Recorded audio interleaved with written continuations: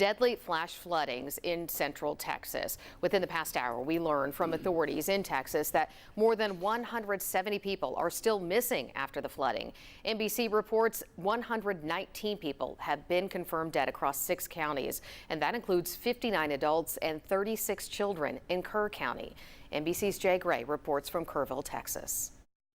Well, the Texas Hill Country now in what is the 5th day of the search, rescue, and recovery effort here. We saw choppers in the air well before the sun came up here, and so it's still a 24-hour process, hoping for a miracle, hoping to find someone in what is debris like you see here. All of this pulled from this home, and the people who were here got out as the mud, as the water rushed in, and now they begin slowly to shift towards some type of cleanup here. And really, when you talk to those on the ground, the survivors, they're quick to tell you there's no one in Kerrville or really even Kerr County that has not been affected by what's happened here. You can't hardly not be affected by the trauma that's going on here right now.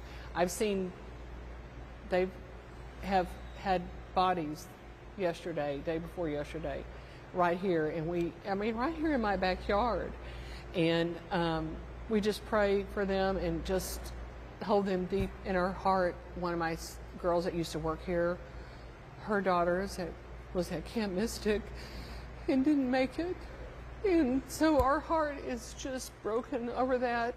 I mean, you can hear the emotion, you can hear the pain of what's been lost here. This is a community that continues to struggle, continues to hope that some of those, the dozens that are missing, will be found alive here as they do make that slow turn toward starting to clean up, starting to face some type of recovery. That's sure to be long, difficult, and they're going to need some help along the way.